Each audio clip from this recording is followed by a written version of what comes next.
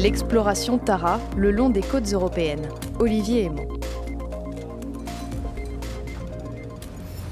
Début d'automne, alors que les premières tempêtes frappent les côtes européennes, Tara et son équipage quittent Porto, au nord du Portugal, pour un dernier mois de travail avant une longue pause hivernale. La fin de cette première année d'expédition approche, et comme le vent est au rendez-vous, c'est l'heure de hisser les voiles pour le plus grand plaisir de Flora, Johan ou Dave.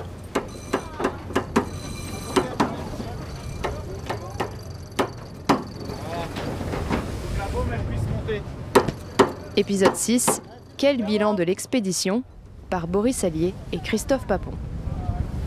Bon, j'ai le droit de stopper le cousin ou quoi? Ouais.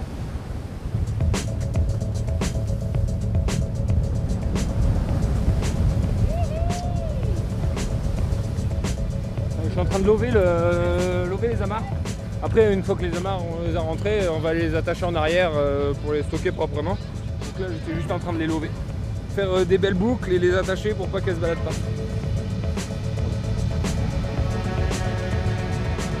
Donc là on est quel jour? On est lundi 1er novembre, on vient de larguer les amarres du port de Porto et on est parti pour 2 jours de nave. On descend au sud, on va loger toute la côte portugaise et on est tous hyper excités parce que y a du vent dans le bon sens et pas trop fort, donc ça veut dire qu'on va pouvoir faire un peu de voile. Ce qui nous est pas beaucoup arrivé depuis le début. Voilà, donc 2 jours de navigation et ensuite on arrive à Sagres. Et à Sagres, dans 2 jours, on fera notre première station depuis le départ de Porto. Voilà. Ça fait 2 semaines qu'on est là et on a fait 0 jour de voile. Donc ouais, c'est un petit bateau avec quand même beaucoup de choses à faire, que ce soit la science ou même la navigation. Et ouais, on se file des coups de main. Après, la plupart du temps, les marins ils sont complètement autonomes, hein. Ils naviguent régulièrement sur le bateau sans qu'il y ait de scientifiques, donc ils se débrouillent très très bien sans nous. Mais c'est cool, comme ça tout le monde apprend. Ouais. Ça a l'air de bien bouger quand même. Après il y a toujours plus de vagues au bord. Hein. Et là on va se prendre un petit grain là, tu vois, qui arrive. Là on va prendre 10 nœuds de plus. Ah celle-là elle est belle, regarde. Ouais, elle est belle, ouais. Celle-là. Elle est pas mal. Tenez-vous, hein,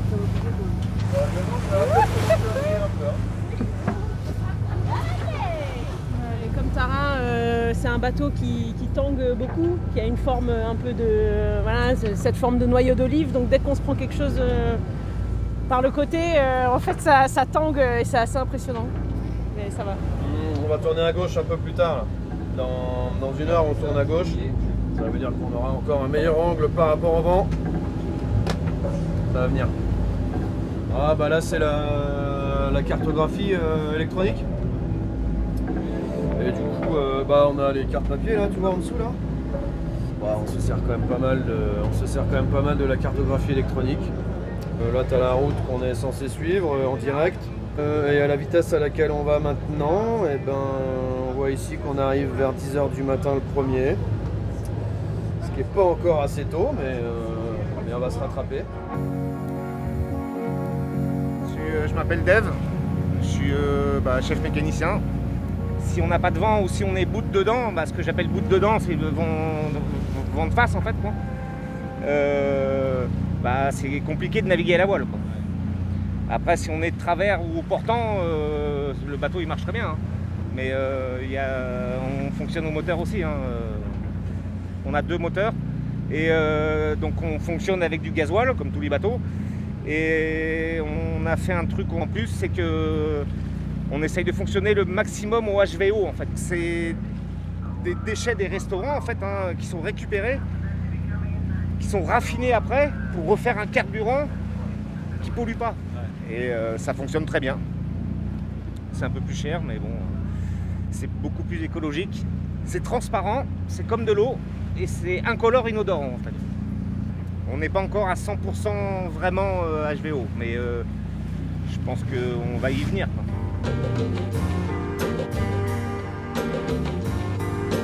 Je m'appelle Johan et je suis l'actuel capitaine de Tara. Ouais, il y a 24 heures, c'était pas dingue parce qu'on a passé une escale un peu ventée et humide à Porto. Et puis, bon voilà, c'était un peu long sur la fin. Et puis là, tout de suite, tout le monde est au top. Parce qu'on a hissé toutes les voiles, là, il y a tout dessus. Il y a du vent, on avance dans la bonne direction à plus de 10-11 nœuds. Donc, et il y a même du soleil, ça fait du bien à tout le monde. Ouais, c'est chouette, là. Ça faisait longtemps qu'on n'avait pas fait une bonne petite nave comme ça. Depuis le départ, jamais la mission a été freinée, handicapée par la météo. Donc on a eu plutôt de la chance à ce niveau-là. C'est juste là, ici, à Porto, où la météo a fait qu'on a dû pour la première fois devoir faire une croix sur certaines stations. Mais sinon, dans l'ensemble, je crois que ça a plutôt bien marché, hein, que ce soit à terre ou en mer. Tout ce qu'on devait faire a été fait. Après, c'est un rythme qui est différent. C'est vrai que c'est beaucoup plus de petits sauts de puce, avec des escales qui durent parfois assez longtemps. Là, évidemment que pour l'Espagne et le Portugal, où on met en ce moment, là, les autorisations, on les a. À condition de ne pas aller dans certaines zones, évidemment, mais chose qu'on ne fait pas. Donc, c'est vrai que c'est toujours des démarches longues et fastidieuses. C'est ATER qui s'occupe de ça, que ce soit pour les prélèvements en mer ou pour les prélèvements effectués par les équipes de l'EMBL, là, avec le camion. Est-ce que tu peux nous faire un premier bilan de la mission Trek Tara qui a commencé il y a quelques mois, plutôt positif, plutôt négatif Alors très positif. Le but de l'expédition, c'est d'explorer cette interface entre la Terre et la mer. Je crois qu'on est à peu près, nous, sur Tara, à la station numéro 93. Donc à chaque fois, pour chaque station, on parle de plusieurs milliers d'échantillons. Des échantillons qui sont maintenant tous stockés à l'EMBL en Allemagne. Du côté terrestre, c'est à peu près pareil. Beaucoup de pays déjà, beaucoup de choses qui se sont passées du côté de ce qu'on appelle le laboratoire mobile avancé. Donc ce gros semi-remorque qui contient tout un tas de machines, on va dire, assez novatrices. On a fait en tout ce qu'on appelle 4 super sites, donc Roscoff, Tallinn, Christiansberg, Bilbao et maintenant Porto. Ça fait 5 ça je sais plus. Oui, donc ça fait 5 super sites. Donc ce qu'on appelle les super sites, c'est des endroits où le semi-remorque, le laboratoire mobile avancé reste pendant 1 mois. On a des échantillons qui sont stockés dans la carboglace à moins 20 degrés, à 4 degrés, à température ambiante, des trucs liquides, des choses solides. Donc ça fait une diversité d'échantillons et de procédures énormes. Et puis surtout de plein de pays différents. Donc à chaque fois, c'est des réglementations différentes, c'est des permis différents, c'est des cultures administratives différentes. Et là, c'est là où c'est intéressant de travailler avec des structures comme Tara qui ont l'habitude, mais aussi le MBL qui est une organisation européenne. Donc ça aide pour faciliter certaines procédures. Je pense là maintenant à l'issue de cette année et de ces premiers mois, pas mal de fatigue.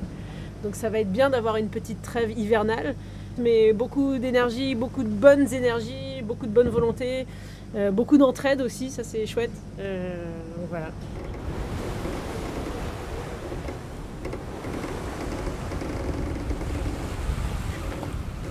Là, on range le pont en fait pour bien mettre les voiles, pour pouvoir envoyer la voile d'avant, le Yankee en fait. Et voilà quoi. Quand c'est propre, tout le monde comprend ce qu'on fait en fait. Alors que quand il y en a partout, nous on sait un peu, mais quand on demande à des gens de choquer ou de faire des choses, il faut que ce soit propre pour eux dans leur tête aussi. Voilà.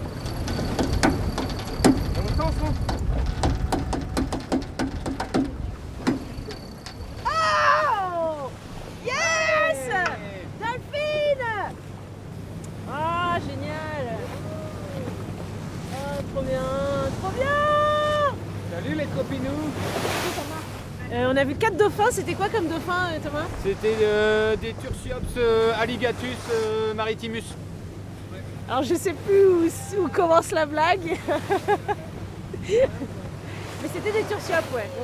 Je sais pas si c'est parce qu'on a arrêté les moteurs, qu'on est à la voile, mais en tout cas, on va en profiter un peu là. Mais ils sont passés où là? Allez les gars. Mathieu Oriot, second capitaine. Est-ce que Tara, c'est plus pour toi un voilier ou un bateau à moteur? Pour moi, c'est un bateau de travail qui a des voiles et des moteurs. Sur cette mission Trek Europa, on fait du cabotage, donc on fait des sauts de puce en côtier. Et donc forcément, c'est plus compliqué de mettre tout le temps les voiles, mais on fait quand même de la voile. Le bateau au moteur, il avance à 6, 7 nœuds, enfin, selon conditions météo évidemment. À la voile, on va à 8, 9, 10 nœuds, 11 nœuds des fois réguliers. Du coup, on va beaucoup plus vite à la voile. Évidemment, on consomme beaucoup moins de carburant, parce que dans ces moments-là, il y a juste la production d'électricité à bord qui consomme du carburant. Ce que Sam, un des 2 capitaines, appelle Smart Science, c'est d'aller vers toujours de la consommation énergétique amoindrie. Par exemple, entre 2 stations, quand on est au large, on va dériver la nuit pour ne pas mettre en route les moteurs. On va essayer de se repositionner à la voile dès qu'on peut. Et à la fin de la mission, on a économisé énormément d'énergie, quoi.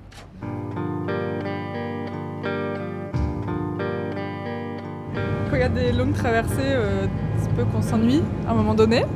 Et là, on vient de découvrir qu'on avait à bord de l'argile autodurcissante. Donc on s'est dit que ça serait une bonne activité pour pas s'ennuyer, quoi. Quand on se lève, on ne sait pas toujours à quoi va ressembler la journée. Alors bien sûr, on a les stations qui sont prévues, mais là, on est sur un leg un peu particulier, parce que les conditions climatiques sont assez spéciales. Alors leg, on appelle un leg, c'est une partie du chemin, quoi, d'un endroit à un autre. À peu près les legs sur Tara, pour les scientifiques, c'est environ 1 mois. Donc ce leg est un peu particulier parce qu'effectivement on est parti avec des conditions climatiques pas terribles. On a été obligé de se mettre à l'abri plusieurs jours, donc on ne fait pas la science qu'on voudrait faire. Mais bon, on rebondit, on aide sur le bateau, on trouve des activités. On ne fait pas de la science tous les jours, on n'est pas tous les jours voilà, avec des échantillons. Non, donc sur Tara Europa, donc déjà il y a une alternance entre des moments en mer et des moments à quai pour faire de la vulgarisation et accueillir des gens sur le bateau et expliquer justement ce qu'on fait. Et entre ces sites, il y a de la navigation. Donc effectivement, ça peut être de la navigation sur 24, 48 heures et là effectivement on n'échantillonne pas. Il n'y a pas une part de frustration quand on est scientifique, quand on doit attendre et qu'on n'a pas d'échantillonnage à faire? Si, forcément. Mais bon, je crois qu'il faut prendre les choses comme elles viennent. Sur ce leg-là, on a dû annuler certaines stations. Bon, c'est comme ça.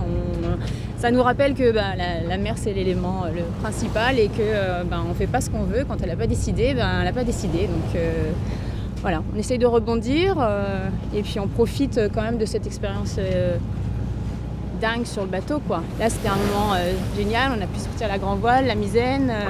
Donc ouais, c'était génial. On sent l'émulation à bord du bateau. Effectivement, pour beaucoup d'entre nous, c'est assez compliqué de travailler sur l'ordinateur avec les mouvements du bateau. Certains d'entre nous sont sujets au mal de mer. Donc, du coup, quand c'est comme ça, effectivement, on aide en cuisine. On peut aussi aider sur le bateau les marins. Après, il y a quand même l'entretien aussi du matériel scientifique. Donc, on fait un peu tout ça. Après, on essaye de faire des jeux, de la lecture. On a la chance d'avoir une superbe bibliothèque. Donc, voilà, il y a de quoi se cultiver largement. Et le mal de mer, j'ai l'impression qu'il y a tout le temps quelqu'un de malade sur Tara, en fait. Ouais, en général, il y a toujours quelqu'un de malade. Ça dure à peu près 24-48 heures. Et là encore, une spécificité de cette mission-là, c'est qu'on s'arrête dans les ports 3-4 jours, des fois 5 jours, et on a le temps de se désamariner, en fait. Et donc quand on repart, on est encore un peu ballonné, un peu... Et puis ça prend un peu de temps, mais là on vient d'accueillir une artiste qui effectivement a du mal à s'y faire, mais en fait il y a beaucoup de bienveillance à bord et ça c'est super de savoir que ça arrive à tout le monde. Je m'appelle Claire Nicolet, je suis peintre et dessinatrice. Alors moi j'ai été super malade les 2 premiers jours, donc c'était assez rude. C'est quoi qu'on ressent quand on a mal de mer tout simplement? Grande solitude, mais une solitude subie. Alors mon objectif, c'est un peu de faire l'éponge, c'est absorber plein de choses en termes d'images, de paroles, de sons, et de récolter ce qui va faire le fruit d'un travail plus approfondi une fois que je serai de rentrée.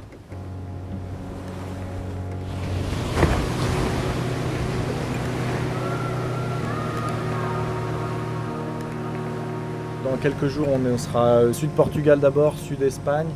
Après, on remonte jusqu'à Port-Saint-Louis-du-Rhône. À Port-Saint-Louis-du-Rhône, on va démater le bateau. Donc, c'est un petit dossier. Pour les marins, c'est toujours une grosse étape technique. On pose les mâts sur un camion. Avec le bateau, on va remonter le Rhône. Et on remet les mâts arrivé à Lyon. Donc, deuxième étape technique, remater le bateau. Et ensuite on redescend, donc même opération, on démate le bateau, on redescend sur Port Saint-Louis-du-Rhône et on va faire un petit chantier d'un mois à peu près. Et on a un gros dossier pour nous technique qui est le changement des rails. Donc les rails qui permettent l'envoi en fait des voiles, de la misaine et de la grand voile. Et après la Méditerranée ? Après, on fait un tour en Méditerranée, on fait la même chose que ce qu'on a fait plutôt en Baltique, Norvège, Suède et puis redescente. Et on va faire le même travail, donc on va faire toujours des sauts de puce et toujours de l'échantillonnage à la côte, sachant que les équipes, il y a des équipes à terre aussi qui font le même travail. Donc voilà, mais ça va être assez rapide, hein. L'année prochaine, on va passer quelques mois et puis après c'est terminé. Je m'appelle Flora Vincent, on est à bord du Tara et on est sous voile, ça fait bien plaisir. Alors oui, il y a clairement une différence entre échantillonner en Atlantique et en mer Méditerranée, d'autant que quand on échantillonne sur Tara, on essaie de suivre une règle qui est d'échantillonner pendant l'étale de marée. Donc c'est une fois que la marée est descendue, il y a une phase d'1 heure qui s'appelle le slack time en anglais. C'est une période durant laquelle la mer est basse et elle n'a pas encore recommencé à monter. Et en fait, nous, c'est exactement pendant cette période-là qu'on essaye d'échantillonner avec Tara parce que c'est vraiment le moment où on a, entre guillemets, récupéré toute l'influence de la Terre parce que la marée est descendue. Et on n'est pas encore en train de se faire brasser par l'océan qui remonte à marée haute. Donc nous, on essaye de focaliser sur ce slack time. C'est une grosse contrainte, parce que des fois, l'étale de marée, il est à 5h du matin, des fois, il est à 19h. Nous, on a 4 heures de station, donc il faut qu'on essaye de composer avec ça. Et ça, a priori, autant c'était assez important en Atlantique, en mer Méditerranée, ça va être très différent, parce que y a beaucoup moins de marée. Pour nous, ça va être beaucoup plus facile. La mer Méditerranée en général c'est quand même un tout petit peu plus ce qu'on appelle oligotrophique que l'Atlantique, donc peut-être un tout petit peu moins dense mais très riche tout de même, donc à mon avis ça va être très intéressant d'aller, nous on est très excités à l'idée d'aller en mer Méditerranée. À titre personnel, moi je travaille sur le phytoplancton, donc c'est le micro-organisme marin qui produit de l'oxygène tous les ans dans l'océan, et en particulier ce qu'on appelle les interactions symbiotiques. Donc comment est-ce que ces phytoplanctons interagissent avec d'autres organismes pour mieux survivre, et on sait que ces interactions-là sont assez présentes en Méditerranée. On est plusieurs chercheurs dans le cadre de Trek à s'y intéresser, donc ça va être aussi une bonne pêche pour nous l'année prochaine.